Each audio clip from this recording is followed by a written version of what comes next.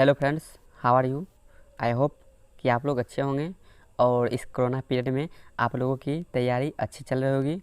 और साथ ही आप लोगों को हेल्प करने के लिए अर्थात इस कोरोना पीरियड में भी आप लोगों की तैयारी अच्छी चले, क्योंकि इस कोरोना पीरियड में तैयारी करने का सिर्फ एक ही माध्यम बचा है और वो माध्यम है कि आप लोग ऑनलाइन जितनी से ज़्यादा तैयारी कर लें।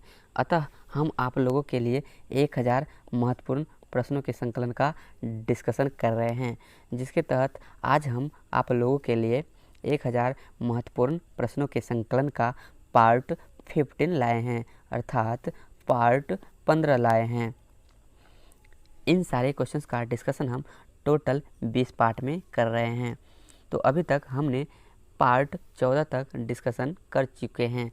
तो आप लोग यदि वो सारे पार्ट देखना चाहते हैं तो इस वीडियो के आई बटन पे क्लिक करके देख सकते हैं, या नहीं तो इस वीडियो के डिस्क्रिप्शन बॉक्स में जाकर लिंक पर क्लिक करके भी वो सारे पार्ट आप लोग देख सकते हैं, यदि अभी तक आप लोग वो सारे पार्ट नहीं देखे हैं तो।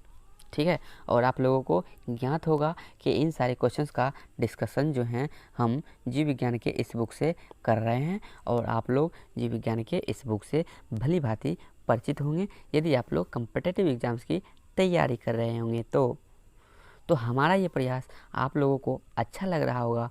यदि आप लोगों को हमारा ये प्रयास आप लोगों के लिए यूजफुल हो साबित हो और आप लोगों को लग रहा होगा कि ये वीडियो हमारे लिए यूजफुल हैं, तो हमारे इस वीडियो को लाइक कीजिए, कमेंट कीजिए और इस वीडियो को अपने दोस्तों में भी ज़्यादा शेयर कीजिए। ठीक है, और यदि अभी तक हमारे चैनल को सब्सक्राइब नहीं किए हैं तो मेरे चैनल को सब्सक्राइब कर लीजिए और बेल आइकन को भी दबा दीजिए, ताकि हमारे आने वाले नेक्स्ट पार्ट आप लोगों को मिल पाए। जब भी हम अपलोड करें तो उसका नोटिफिकेशन आपको मिल पाए। ठीक है, तो इसी के साथ हम आज की इस वीडियो की हम शुरुआत कर लेते हैं। ज़्यादा बातें हम नहीं बनाएंगे, ठीक है, तो आप लोग हमारे साथ बने रहिएगा। तो चलिए शुरू करते हैं। तो देखिए, आज की इस वीडियो का फर्स्ट क्वेश्चन है, एनोसीमिया कहते हैं। बताइए, एनोसीमिया किसे कहते हैं? तो देखिए, एनोसीमिया जो है जिसे हम स्मेल कहते हैं। ठीक है, एनोसीमिया हमारे शरीर के अंदर जो स्मेल की क्षमता होती है, अर्थात जो हम सेंट को सूंघने की क्षमता होती है, हम किसी पुष्प को उसको हम स्मेल के माध्यम से पहचान पाते हैं कि ये पुष्प हैं और ये पुष्प हैं, या फिर कोई भोज्य पदार्थ है उसको भी हम उसके स्मेल के माध्यम से उसको जान पाते हैं कि ये कौन सी भोज्य पदार्थ है। तो ये जो है हमारे स्मेल की क्षमता होती है हमारे शरीर में, और इसी के जो कमी हो जाता है, स्मेल की कमी हमारे शरीर में हो जाता है, उसको ही एनोसीमिया कहा जाता है। ठीक है, तो आप लोग समझ गए होंगे एनोसीमिया किसे कहते हैं। स्मेल की संवेदना की कमी हो जाता है, उसे ही एनोसीमिया कहते हैं। तो इस क्वेश्चन का सही उत्तर क्या हो जाएगा? स्मेल संवेदना की कमी को एनोसीमिया कहते हैं। तो इस क्वेश्चन का सही उत्तर क्या हो जाएगा? ऑप्शन बी हो जाएगा। अब अगला क्वेश्चन देखिए, किस शारीरिक प्रक्रम से थ्रोम्बिन का संबंध है? बताइए, किस शारीरिक प्रक्रम से थ्रोम्बिन का संबंध है? तो देखिए, इस थ्रोम्बिन का संबंध है रक्त जमाव से। ठीक है, किससे संबंध है? ब्लड क्लॉटिंग से हैं। तो इस क्वेश्चन का राइट आंसर हो जाएगा ऑप्शन बी, ब्लड क्लॉटिंग अर्थात रक्त जमाव। तो राइट आंसर हो जाएगा ऑप्शन बी। अब चलिए अगले क्वेश्चन की ओर चलते हैं। आप लोग हमारे साथ यूं ही बने रहिए ताकि आप लोग अपनी तैयारी को और ज़्यादा डेवलप कर पाएंगे। तो ठीक है, चलिए आगे की ओर बढ़ते हैं। और ये देखिए, अगला क्वेश्चन है, एमनियोसेंटोसिस एक तरीका है जो बताता है। बताइए, एमनियोसेंटोसिस एक प्रकार की जांच है जो क्या बताता है? बताइए। तो देखिए, एमनियोसेंटोसिस जो है एक जांच की प्रक्रिया है, और ये जो है भ्रूण के लिंग का निर्धारण करता है। ठीक है, अर्थात बताता है कि जो गर्भ में बच्चा है वो कौन से लिंग का है। ठीक है, तो भ्रूण के लिंग को बताता है एमनियोसेंटोसिस। ठीक है, तो इस क्वेश्चन का सही उत्तर क्या हो जाएगा? ऑप्शन ए हो जाएगा। तो आप लोग ध्यान में रखिएगा, ठीक है। भ्रूण के लिंग का निर्धारण किसके माध्यम से किया जाता है? तो एमनियोसेंटोसिस, ठीक है। एक बार और रिपीट करते हैं, एमनियोसेंटोसिस, जिसके माध्यम से भ्रूण के लिंग का निर्धारण किया जाता है। अब अगला क्वेश्चन देखिए, बीएमडी परीक्षण किया जाता है, बताइए बीएमडी परीक्षण किया जाता है पहचान करने के लिए, बताइए बीएमडी परीक्षण किसके पहचान करने के लिए किया जाता है? तो देखिए बीएमडी परीक्षण जो है ऑस्टियोपोरोसिस के परीक्षण के लिए किया जाता है, पहचान करने के लिए किया जाता है, ठीक है। तो इस क्वेश्चन का सही जवाब क्या हो जाएगा? ऑप्शन सी हो जाएगा, ऑस्टियोपोरोसिस को। तो राइट आंसर हो जाएगा ऑप्शन सी। अब ये ऑस्टियोपोरोसिस क्या होता है? तो देखिए, जब हमारे बोन, जिसको हड्डी बोलते हैं, उसमें छिद्र हो जाता है, ठीक है, हमारे बोन अर्थात हड्डी में छिद्र हो जाता है, इसी को ऑस्टियोपोरोसिस कहा जाता है, ठीक है। तो आप लोग समझ गए होंगे इस क्वेश्चन को। तो चलिए अब हम आगे की ओर बढ़ते हैं, अगले क्वेश्चन पर आप लोग हमारे साथ बने रहिए। और ये देखिए अगला क्वेश्चन है, ज्वार क्या है? बताइए ज्वार क्या है? तो देखिए ज्वार जो है रक्त कणिकाओं के में जो सूजन हो जाता है, ठीक है, हमारे रक्त की जो कणिकाएं होते हैं उसमें सूजन हो जाता है, ठीक है, उसी को क्या कहते हैं? ज्वार कहते हैं। तो आप लोग ध्यान में रखिएगा।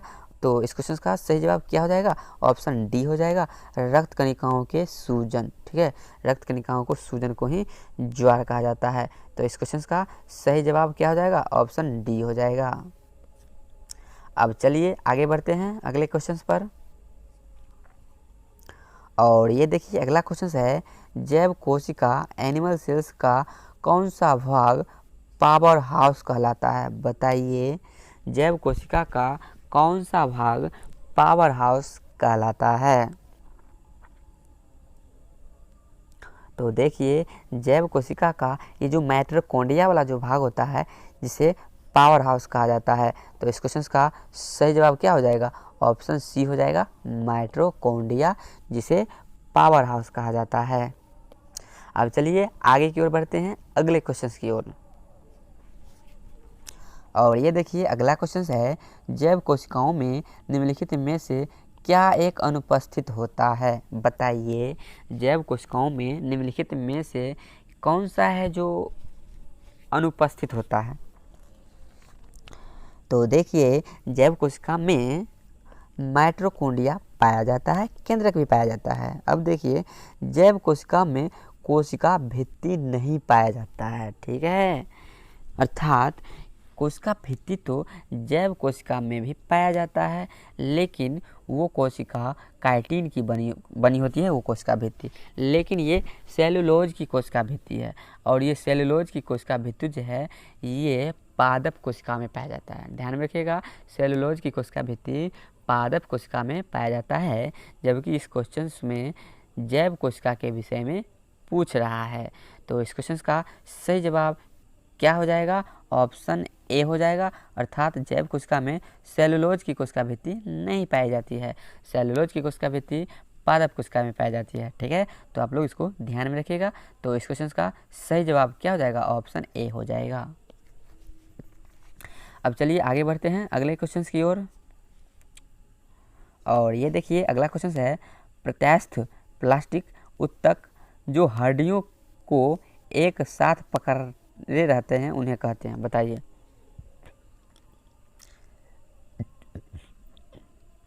प्रत्यास्थ उत्तक जो हड्डियों को एक साथ पकड़े हुए रहते हैं उन्हें क्या कहा जाता है? बताइए जो हड्डियों को एक साथ पकड़े हुए रहते हैं उन्हें क्या कहा जाता है? तो देखिए जो हड्डियों को एक साथ पकड़े हुए रहते हैं उन्हें क्या कहा जाता है? उन्हें लिंगामेंट कहा जाता है, ठीक है, ध्यान में रखिएगा, उन्हें लिंगामेंट कहा जाता है। तो इस क्वेश्चन का सही जवाब क्या हो जाएगा? ऑप्शन ए हो जाएगा।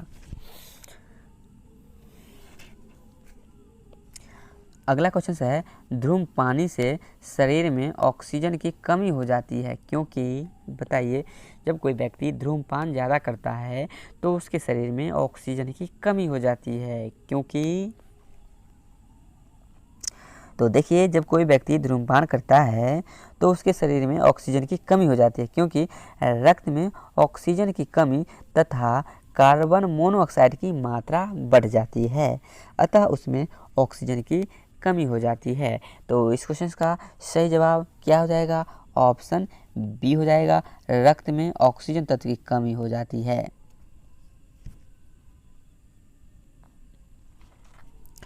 तो राइट आंसर हो जाएगा ऑप्शन बी।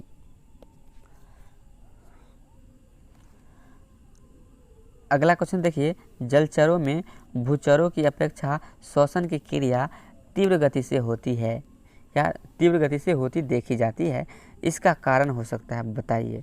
जलचर में भूचरों की अपेक्षा श्वसन की क्रिया तीव्र गति से होती देखी जाती है, इसका कारण हो सकता है, बताइए। समझ गए होंगे इस क्वेश्चन को? अगर नहीं समझे होंगे तो चलिए हम इस क्वेश्चन को आप लोगों को समझा देते हैं। जलचर अर्थात जो जीव जल में रहते हैं उसे जलचर कहते हैं और जो जीव भूमि पे रहते हैं उसे भूचर कहते हैं। तो अब आप लोग समझ पाए होंगे कि जो जलचरों में भूचरों की अपेक्षा श्वसन की क्रिया तीव्र गति से होती देखी जाती है, इसका कारण हो सकता है। तो देखिए, जल में घुली ऑक्सीजन की मात्रा वायु में घुली ऑक्सीजन की मात्रा की अपेक्षा कम होने के कारण जलचरों में भूचरों की अपेक्षा श्वसन की क्रिया तीव्र गति से होता है। तो इस क्वेश्चन का सही जवाब क्या हो जाएगा? ऑप्शन डी हो जाएगा। ठीक है, जल में घुली ऑक्सीजन की मात्रा का वायु में घुली ऑक्सीजन की मात्रा की अपेक्षा कम होता है, अतः जलचर जो है तेज़ी से सांस लेता है भूचरों की अपेक्षा, क्योंकि तेज़ी से लेगा तभी तो वो ज़्यादा मात्रा में ऑक्सीजन गेन कर पाएगा, रिसीव कर पाएगा। ठीक है, तो आप लोग समझ पाए होंगे इस क्वेश्चन को। तो इसका सही उत्तर क्या हो जाएगा? ऑप्शन डी हो जाएगा। और जो भूमि पे पाया जाता है जीव, उसके लिए वायु में तो ऑक्सीजन की मात्रा ज़्यादा होती है, अर्थात ये अगर धीरे धीरे भी अगर श्वसन की क्रिया करेगा तो इनको पर्याप्त ऑक्सीजन मिल पाएगा। लेकिन जो जीव जल में श्वसन लेते हैं उनको तो जल्दी जल्दी जो है ऑक्सीजन की मात्रा नहीं उपलब्ध हो पाएगा। क्यों? क्योंकि जल में ऑक्सीजन की मात्रा कम है, अतः उनको तेज़ी से श्वसन करना पड़ता है। ठीक है, तो चलिए अब हम आगे की ओर बढ़ते हैं अगले क्वेश्चन पर। और ये देखिए, अगला क्वेश्चन है, जंतु में कौन सा अंग वसा को तोड़कर कोलेस्ट्रॉल उत्पन्न करता है? बताइए। जंतु में कौन सा अंग है जो वसा को तोड़कर कोलेस्ट्रॉल उत्पन्न करता है? तो देखिए, जो अंग वसा को तोड़कर कोलेस्ट्रॉल का निर्माण करता है वो है यकृत। ठीक है, तो इस क्वेश्चन का सही जवाब क्या हो जाएगा? ऑप्शन डी हो जाएगा। अब देखिए, अगला क्वेश्चन देखते हैं, कच्चे नारियल से प्राप्त नारियल पानी क्या है? बताइए, कच्चे नारियल से प्राप्त नारियल पानी क्या है? तो देखिए, कच्चे नारियल से प्राप्त नारियल पानी बहुल केंद्रक युक्त स्वतंत्र केंद्रकीय भ्रूणपोष होता है। ठीक है, तो आप लोग समझ गए होंगे कि जो कच्चे नारियल में जो पानी होता है वो क्या होता है, तो उसमें बहुल मतलब बहुत सारे केंद्रक उसमें होते हैं। ठीक है, और ये स्वतंत्र केंद्रकीय भ्रूणपोष होता है। तो इस क्वेश्चन का सही जवाब क्या हो जाएगा? ऑप्शन बी हो जाएगा, बहुल केंद्रक युक्त स्वतंत्र केंद्रकीय भ्रूणपोष। ठीक है, तो इसका आप लोग सही जवाब समझ गए होंगे, अर्थात इस क्वेश्चन का सही जवाब क्या हो जाएगा? ऑप्शन बी हो जाएगा। अब चलिए आगे की ओर बढ़ते हैं। और ये देखिए, अगला क्वेश्चन है, एक रोगी को जो लंबी बीमारी से पीड़ित हैं और प्रतिजीवी व्यवस्था पर उसके आहार में प्रोबायोटिक्स लेने की सलाह दी जाती है। ये प्रोबायोटिक्स पूरक हैं जिनमें आवश्यक मात्रा में डैश होते हैं। बताइए। तो ये देखिए, ये प्रोबायोटिक्स में आवश्यक मात्रा में क्या उपस्थित होता है? बताइए। तो देखिए, इसमें जो है जितनी मात्रा में चाहिए उसमें विटामिन की मात्रा प्रयुक्त होती है। ठीक है, क्या होती है उपलब्ध? विटामिन की मात्रा उपलब्ध होती है। तो इस क्वेश्चन का सही जवाब क्या हो जाएगा? ऑप्शन बी हो जाएगा। अब चलिए आगे बढ़ते हैं अगले क्वेश्चन की ओर। और ये देखिए अगला क्वेश्चन है, निम्नलिखित रसायनों में किसका फल पकने हेतु प्रयोग किया जाता है? बताइए, इन सारे रसायनों में से किसका उपयोग फल को पकाने के लिए किया जाता है, अर्थात कच्चे फल को पकाने के लिए किस रसायन का प्रयोग किया जाता है? बताइए सही जवाब इस क्वेश्चन का क्या होगा? तो देखिए वो रसायन है एथेफॉन, ठीक है, जिसका उपयोग कच्चे फलों को पकाने के लिए किया जाता है। तो इस क्वेश्चन का सही जवाब क्या हो जाएगा? ऑप्शन ए हो जाएगा, एथेफॉन। अब अगला क्वेश्चन देखिए, सूर्य के प्रकाश के अदृश्य अंश से प्रकाश संश्लेषण किया जाता है, कुछ बताइए। तो देखिए फफूंद सूर्य के प्रकाश संश्लेषण के अदृश्य अंश से प्रकाश संश्लेषण की क्रिया करता है, ठीक है। तो इस क्वेश्चन का सही जवाब क्या हो जाएगा? ऑप्शन सी हो जाएंगे, फफूंद के द्वारा। तो राइट आंसर हो जाएगा ऑप्शन सी। अब चलिए आगे बढ़ते हैं। और ये देखिए अगला क्वेश्चन है, एक क्षेत्र के प्रारोहण में समय अंतराल क्रमबद्ध परिवर्तन को कहा जाता है। बताइए, एक क्षेत्र के प्रारोहण में समय अंतराल क्रमबद्ध परिवर्तन को क्या कहा जाता है? तो देखिए एक क्षेत्र के प्रारोहण में समय अंतराल क्रमबद्ध परिवर्तन को अनुक्रम, ठीक है, क्या कहा जाता है? अनुक्रमण कहा जाता है, सक्सेशन कहा जाता है, ठीक है। तो इस क्वेश्चन का सही जवाब क्या हो जाएगा? ऑप्शन बी हो जाएगा, अनुक्रमण, सक्सेशन।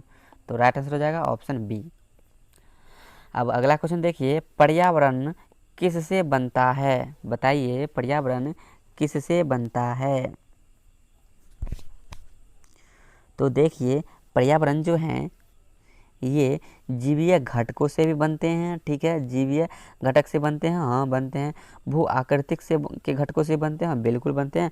और अजैव घटकों से भी पर्यावरण का निर्माण होता है। तो इन ऑप्शन में जितने भी ऑप्शन दिए गए हैं वो सारे जो हैं पर्यावरण के घटक हैं। तो इस क्वेश्चन का सही जवाब क्या हो जाएगा? ऑप्शन डी हो जाएगा, उपयुक्त सभी। तो राइट आंसर हो जाएगा ऑप्शन डी। अब चलिए आगे बढ़ते हैं अगले क्वेश्चन की ओर। और ये देखिए अगला क्वेश्चन है, संवहनी पौधे में पानी ऊपर किससे जाता है? बताइए संवहनी पौधे में पानी ऊपर किससे जाता है? तो देखिए संवहनी पौधे में पानी जो है ऊपर की ओर जाइलम के माध्यम से जाता है। तो इस क्वेश्चन का सही जवाब क्या हो जाएगा? ऑप्शन डी हो जाएगा। अब चलिए अगला क्वेश्चन को देख लेते हैं, पौधे का कौन सा भाग फूल बनने का उद्दीपन ग्रहण करता है? बताइए पौधे का कौन सा भाग फूल बनने का उद्दीपन ग्रहण करता है? तो देखिए वो भाग पर्ण है जो फूल बनने का उद्दीपन ग्रहण करता है। तो इस क्वेश्चन का सही जवाब क्या हो जाएगा? ऑप्शन सी हो जाएगा। अब अगला क्वेश्चन देखिए, सहज प्रणाली का परिवर्तन निम्नलिखित में से कौन सा है? बताइए सहज प्रणाली का परिवर्तन निम्नलिखित में से कौन सा है? तो देखिए प्रणाली की स्वपोषी क्रिया सहज प्रणाली का परिवर्धन है। तो इस क्वेश्चन का सही जवाब क्या हो जाएगा? ऑप्शन सी हो जाएगा, प्रणाली की स्वपोषी क्रिया। तो राइट आंसर हो जाएगा ऑप्शन सी। अब अगला क्वेश्चन देखिए, मेंडेल के आनुवंशिकता का सिद्धांत किस पर आधारित है? बताइए मेंडेल के आनुवंशिकता का सिद्धांत किस पर आधारित है? तो देखिए मेंडेल के आनुवंशिकता का सिद्धांत लैंगिक जनन पे आधारित है, ठीक है। किस पे आधारित है? लैंगिक जनन पे आधारित है। तो इस क्वेश्चन का सही जवाब क्या हो जाएगा? ऑप्शन सी हो जाएगा। देखिए इस क्वेश्चन से रिलेटेड कुछ जो एडिशनल फैक्ट हैं उसका भी डिस्कशन साथ में ही करते चलते हैं, तो आप लोग बने रहिएगा। तो देखिए मेंडल को फादर ऑफ जेनेटिक्स कहा जाता है, ठीक है, इसको ध्यान में रखिएगा, ये काफ़ी महत्वपूर्ण और यूजफुल है यदि आप लोग कॉम्पिटिटिव एग्जाम्स की तैयारी कर रहे होंगे तो ठीक है, मेंडल को फादर ऑफ जेनेटिक्स कहा जाता है। अब देखिए जनन की वह क्रिया जिसमें स्पर्म एवं ओवम भाग नहीं लेता और जनन की क्रिया बॉडी के किसी पार्ट द्वारा होता है, ठीक है, उसे अलैंगिक जनन कहते हैं। जैसे अमीबा, हाइड्रा, एस्ट, प्लाज्मोडियम, इन सब में अलैंगिक जनन होता है। नेक्स्ट पॉइंट देखिए, जनन की वह प्रक्रिया जिसमें मेल गैमेट्स एवं फीमेल गैमेट्स भाग लेते हैं उसे लैंगिक जनन कहते हैं, ठीक है। तो लैंगिक जनन किसे कहते हैं और अलैंगिक जनन किसे कहते हैं, इन दोनों पॉइंट्स को आप लोग समझ पाए होंगे। तो चलिए अब हम आगे बढ़ते हैं अगले क्वेश्चंस की ओर। और ये देखिए अगला क्वेश्चन है, भ्रूण किस में मिलता है, बताइए भ्रूण किस में मिलता है। तो देखिए ये भ्रूण जो है बीज में पाया जाता है, किस में पाया जाता है, बीज में पाया जाता है। तो इस क्वेश्चन का सही जवाब क्या हो जाएगा, ऑप्शन सी हो जाएगा। अब अगला क्वेश्चन देखिए, दोमट मिट्टी में मिट्टी का कौन सा कण मिलता है, बताइए दोमट मिट्टी में मिट्टी का कौन सा कण मिलता है। तो देखिए दोमट मिट्टी में बालू कण, चिकना कण, वासु कण इत्यादि सभी प्रकार के कण पाए जाते हैं। तो इस प्रश्न का सही जवाब क्या हो जाएगा, ऑप्शन डी हो जाएंगे। सभी प्रकार के कण जो हैं दोमट मिट्टी में पाए जाते हैं, अर्थात पासु कण भी पाए जाते हैं, बालू कण भी पाए जाते हैं और चिकन कण भी दोमट मिट्टी में पाया जाता है। तो इस प्रश्न का सही जवाब हो जाएगा ऑप्शन डी। अब चलिए आगे बढ़ते हैं। और ये देखिए अगला क्वेश्चन है, पौधे को सबसे अधिक पानी किस मिट्टी से मिलता है, बताइए पौधे को सबसे अधिक पानी किस मिट्टी से मिलता है।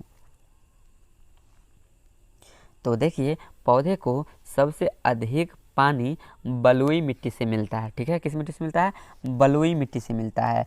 तो इस प्रश्न का सही जवाब क्या हो जाएगा, ऑप्शन सी हो जाएगा, बलुई मिट्टी। अब अगला क्वेश्चन देखिए, किस मिट्टी में कोशिका सबसे अधिक प्रभावशाली होती है, बताइए किस मिट्टी में कोशिका सबसे अधिक प्रभावशाली होती है। तो देखिए चिकनी मिट्टी में कोशिका जो है सबसे अधिक प्रभावशाली होती है। तो इस प्रश्न का सही जवाब क्या हो जाएगा, ऑप्शन ए हो जाएगा, चिकनी मिट्टी। अब चलिए आगे बढ़ते हैं। और ये देखिए अगला क्वेश्चन है, प्रकाश संश्लेषण होता है, बताइए प्रकाश संश्लेषण होता है। तो देखिए प्रकाश संश्लेषण की प्रक्रिया जो है ये क्लोरोप्लास्ट में संपन्न होता है, ठीक है, कहाँ संपन्न होता है, क्लोरोप्लास्ट में संपन्न होता है। तो इस प्रश्न का सही जवाब हो जाएगा ऑप्शन सी।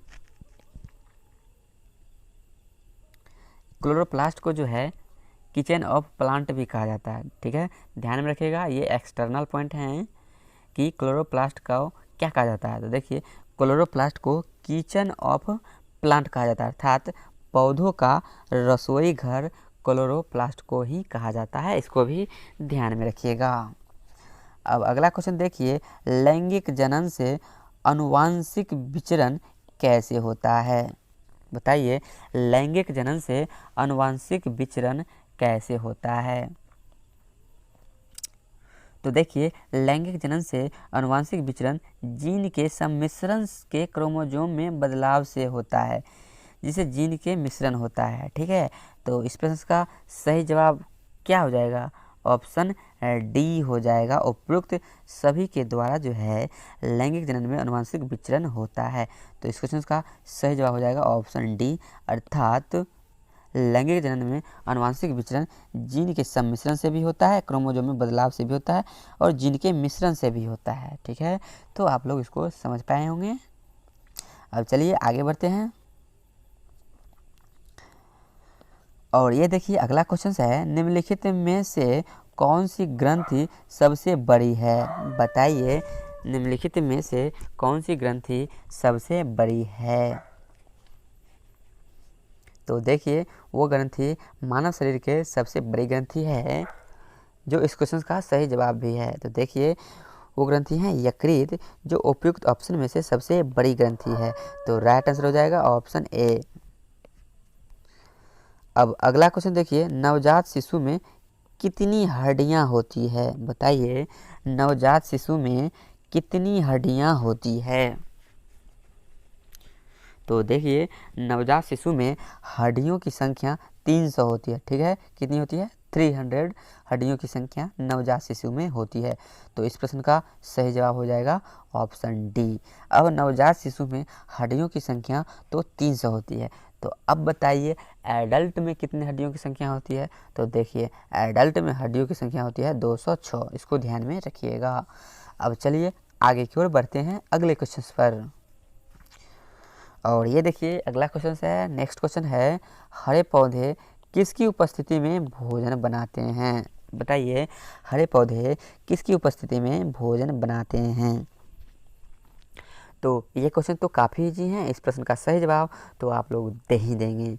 वैसे चलिए हम इस क्वेश्चन का सही जवाब बता देते हैं। तो देखिए हरे पौधे जो हैं ये प्रकाश की उपस्थिति में भोजन का निर्माण करते हैं। ठीक है, हरे पौधे प्रकाश की उपस्थिति में भोजन का निर्माण करते हैं। तो इसका सही जवाब क्या हो जाएगा? ऑप्शन ए हो जाएगा। अब अगला क्वेश्चन देखिए, आलू किसका संशोधित रूप है? बताइए आलू किसका संशोधित रूप है? तो देखिए आलू जो हैं एक प्रकार के तना होते हैं, जो जिसमें खाद्य पदार्थ एकत्रित हो जाते हैं, जिसके कारण वो मांसल हो जाते हैं और वो एक प्रकार के फल का रूप ले लेता है। तो आलू क्या है? आलू एक प्रकार से तना है। तो इस प्रश्न का सही जवाब क्या हो जाएगा? ऑप्शन डी हो जाएगा। अब चलिए आगे बढ़ते हैं अगले क्वेश्चन की ओर। और ये देखिए अगला क्वेश्चन है, मछली कहाँ से श्वास लेती है? बताइए मछली कहाँ से श्वास लेती है? तो देखिए मछली जो है वो गलफारा से सांस लेती है। ठीक है, ये तो काफ़ी ईजी है, इस प्रश्न को तो आप लोग सही जवाब दे ही देंगे। तो देखिए इसका सही जवाब क्या हो जाएगा? ऑप्शन सी हो जाएगा, अर्थात मछली जो है वो गलफारा से श्वास लेती है। तो राइट आंसर क्या हो जाएगा? ऑप्शन सी हो जाएगा। अब अगला क्वेश्चन देखिए, अग्नाशय किसे श्रावित करता है? बताइए इनमें जो ऑप्शन दिए हुए हैं उनमें से किसका श्रावण अग्नाशय करते हैं?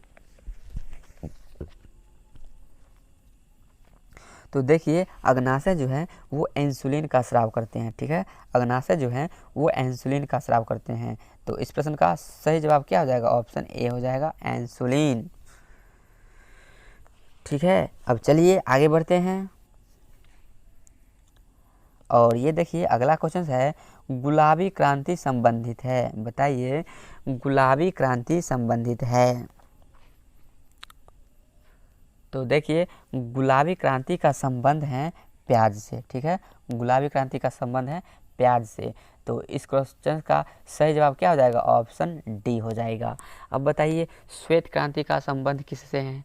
तो देखिए श्वेत क्रांति का संबंध है दुग्ध उत्पादन से। अब बताइए हरित क्रांति का संबंध किससे है? तो देखिए हरित क्रांति का संबंध है खाद्य पदार्थ जैसे मक्का गेहूं के उत्पादन से संबंधित हैं हरित क्रांति। ठीक है, अब बताइए रजत क्रांति किससे संबंधित है? तो देखिए रजत क्रांति का संबंध है अंडे के उत्पादन से। अब बताइए ब्लू क्रांति का किससे संबंध है? तो देखिए ब्लू क्रांति का संबंध है मछली उत्पादन से। तो इन सारे पॉइंट्स को आप लोग ध्यान में रखिएगा। ये जो जितने भी पॉइंट बताए हैं ये सारे यूजफुल हैं आप लोगों को एग्जाम की दृष्टि से। ठीक है, तो चलिए अगला क्वेश्चन देख लेते हैं। मक्का की पत्तियों के शीर्ष का सफ़ेद होना सूचक है। बताइए मक्का की पत्तियों के शीर्ष भाग होता है वो सफ़ेद हो जाता है, ये किसका सूचक है? बताइए। तो देखिए मक्का के पत्ती का शीर्ष भाग जो सफ़ेद हो जाता है ये दर्शाता है कि पत्ते में या पौधे में जिंक की कमी है। ठीक है, ये किसी कमी को दर्शाता है? तो जिंक की कमी को दर्शाता है। तो इसका सही उत्तर क्या आ जाएगा? ऑप्शन डी हो जाएगा। अब चलिए आगे बढ़ते हैं अगले क्वेश्चन पर। और ये देखिए अगला क्वेश्चन है, बीज जो प्रति वर्ष बदला जाता है क्या कहलाता है? बताइए, वो बीज जो प्रति वर्ष बदला जाता है क्या कहलाता है? तो देखिए, वो बीज जो वर्ष दर प्रति वर्ष बदला जाता है उसे संकर बीज कहा जाता है। क्या कहा जाता है? हाइब्रिड सीड कहा जाता है। तो इसका सही जवाब क्या हो जाएगा? ऑप्शन डी हो जाएगा, संकर बीज। अब अगला क्वेश्चन देखिए, निम्नलिखित में से कौन सा सुमेलित नहीं है? बताइए, निम्नलिखित में से कौन सा सुमेलित नहीं है? तो देखिए, इसका सही जवाब क्या होगा? ज्वारनाशी पैरासीटामोल अर्थात दर्द निवारक पैरासीटामोल, ये तो सही है। ये क्वेश्चन क्या कह रहा है? कौन सा सही नहीं है, ठीक है, अर्थात कौन सा सुमेलित नहीं है? तो ऑप्शन ए तो सुमेलित है। अब बताइए ऑप्शन बी देखिए, प्रतिफेनकारक, ये क्या है? पॉलीमाइड है और सिलिकॉनस है, और ये भी सही है, ठीक है। और अगला देखिए, प्रतिरोधी एस्पिरिन है? नहीं, ये प्रतिरोधी जो है ये एस्पिरिन नहीं है। और ये एस्पिरिन जो है एक प्रकार के क्या होता है? ये एक प्रकार के दर्द निवारक होता है एस्पिरिन, ठीक है। तो इसका सही जवाब क्या हो जाएगा? ये एस्पिरिन, यही ऑप्शन सी ही हो जाएगा, क्योंकि ये जो है सुमेलन गलत है, और सुमेलन गलत है तो इस क्वेश्चन का सही जवाब क्या हो जाएगा? ऑप्शन सी हो जाएगा, ठीक है। और अस्थि क्षयरोधी जो है, हड्डी में जो अस्थि क्षयरोधी होता है ये कैल्सीफेरॉल के कारण होता है, ठीक है, जिसको विटामिन डी भी कहते हैं। तो ये जो है ये भी ऑप्शन सुमेलित है, सही, ठीक है। तो चलिए अब हम आगे बढ़ते हैं अगले क्वेश्चन की ओर। और ये देखिए अगला क्वेश्चन है, ऑक्सोनोमीटर का प्रयोग करते हैं? बताइए, ऑक्सोनोमीटर का प्रयोग करते हैं? तो देखिए, ऑक्सीनोमीटर का प्रयोग करते हैं वृद्धि दर को नापने के लिए। किसके लिए प्रयोग करते हैं? वृद्धि दर को नापने के लिए। तो इस प्रश्न का सही जवाब क्या हो जाएगा? ऑप्शन बी हो जाएगा। अब अगला क्वेश्चन देखिए, बीजों के प्रकीर्णन की सेंसर विधि पाई जाती है? बताइए, बीजों के प्रकीर्णन की सेंसर विधि पाई जाती है? तो देखिए, बीजों के प्रकीर्णन की सेंसर विधि पाई जाती है कपास के बीजों में, ठीक है। किसमें पाया जाता है? कपास के बीजों में। तो इस प्रश्न का सही जवाब क्या हो जाएगा? ऑप्शन सी हो जाएगा। अब चलिए आगे बढ़ते हैं अगले क्वेश्चन की ओर। और ये देखिए अगला क्वेश्चन है, लिटमस अम्ल क्षार सूचक प्राप्त होता है? बताइए, लिटमस पेपर जो है किससे प्राप्त किया जाता है? यही क्वेश्चन कह रहा है। तो देखिए, ये लिटमस पेपर जो हैं ये लाइकेन से प्राप्त किए जाते हैं। किससे प्राप्त किए जाते हैं? लाइकेन से प्राप्त किए जाते हैं। तो इस प्रश्न का सही जवाब क्या हो जाएगा? ऑप्शन बी हो जाएगा। अब अगला क्वेश्चन देखिए, निम्नलिखित में से कौन सा पादप रेशा तने से प्राप्त होता है? बताइए, निम्नलिखित में से कौन सा पादप रेशा जो है वो तने से प्राप्त होता है? तो देखिए, वो पादप रेशा है कपास, जो पौधे के तना से प्राप्त होता है। तो इस प्रश्न का सही जवाब क्या हो जाएगा? ऑप्शन ए हो जाएगा, कपास।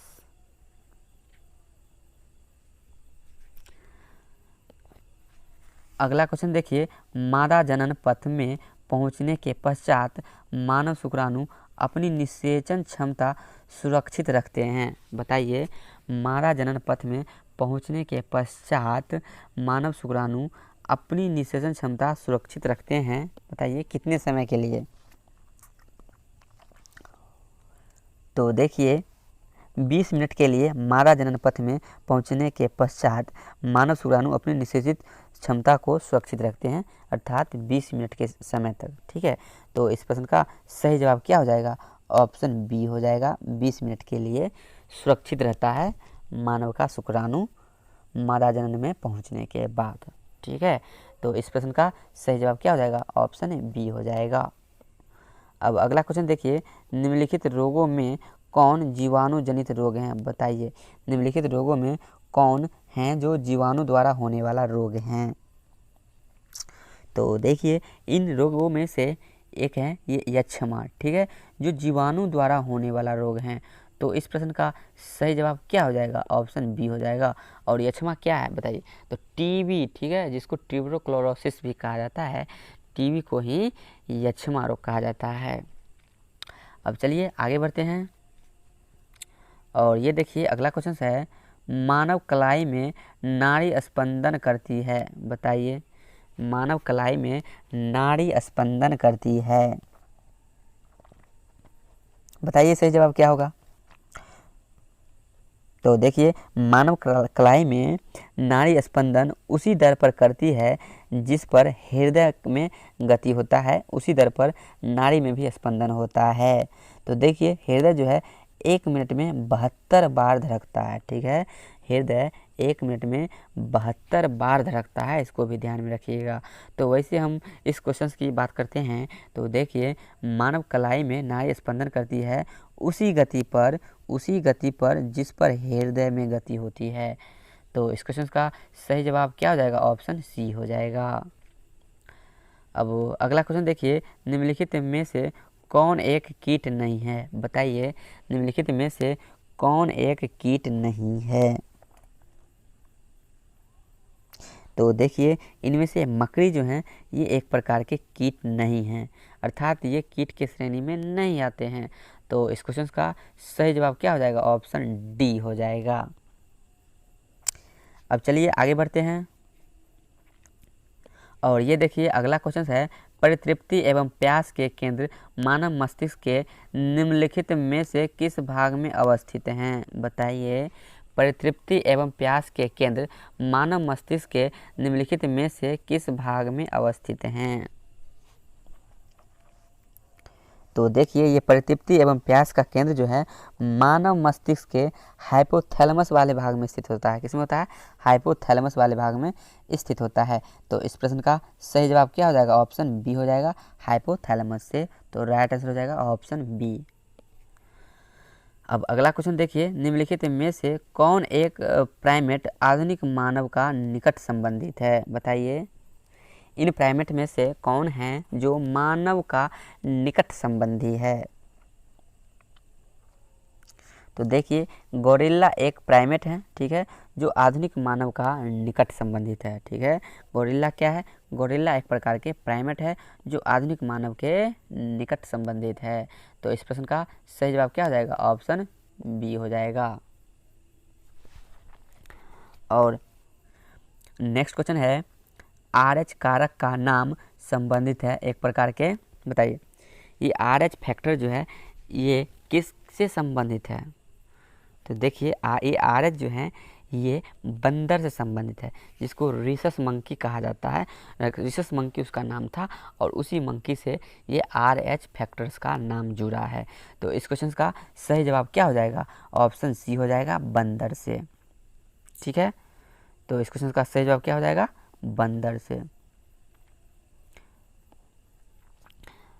अब अगला क्वेश्चन देखिए, निम्नलिखित पादपों में से किसका संग्रह अंग तना नहीं है, बताइए। निम्नलिखित पादपों में से किसका संग्रहण अंग तना नहीं है, बताइए। तो देखिए आलू जो है ये एक प्रकार के तना ही है और गन्ना भी एक प्रकार के तना ही है, ठीक है। और अदरक भी एक प्रकार के तना ही होता है, लेकिन शकरकंद जो हैं ये तना नहीं होते हैं, ठीक है। शकरकंद जो है ये तना नहीं होते हैं। तो इस क्वेश्चन का सही जवाब क्या हो जाएगा? ऑप्शन डी हो जाएगा। तो बताइए शकरकंद होता क्या है? तो शकरकंद का संग्राहक अंग तना नहीं होता है, क्योंकि यह एक प्रकार के जड़ होता है। शकरकंद क्या होता है? ये जड़ होता है और जड़ में ही खाद्य पदार्थ एकत्रित हो जाता है, जिससे ये मांसल हो जाता है और ये एक प्रकार के फल का रूप ले लेता है, ठीक है। तो आप लोग समझ गए होंगे कि शकरकंद क्या है। तो शकरकंद एक प्रकार के जड़ होता है। तो ये था आज की इस वीडियो का लास्ट क्वेश्चन। आप लोगों को ये वीडियो कैसा लगा कमेंट करके बताइएगा। अच्छा लगा होगा तो लाइक कीजिएगा और इस वीडियो को अपने दोस्तों में भी ज़्यादा से ज़्यादा शेयर कीजिएगा। तो आज की इस वीडियो में हमने क्वेश्चन नंबर 750 तक डिस्कशन किए हैं और ये था पार्ट 15, जिसमें हमने क्वेश्चन नंबर 750 तक डिस्कशन किए। नेक्स्ट हम लेके आएंगे पार्ट 16, जिसमें हम क्वेश्चन नंबर 751 से डिस्कशन करेंगे। तो आप लोगों को वो 16 पार्ट भी चाहिए तो आप लोग हमारे चैनल को सब्सक्राइब कर लीजिए और घंटे के बटन को भी दबा दीजिए, ताकि वो वीडियो यानी कि नेक्स्ट पार्ट जब भी हम अपलोड करें तो उसका आप लोगों को नोटिफिकेशन मिल पाए और आप लोग उन सारे वीडियो को देख पाए, और वो भी बिल्कुल मुफ्त में। तो अंत में thank you for watching, please subscribe my YouTube channel. Thank you.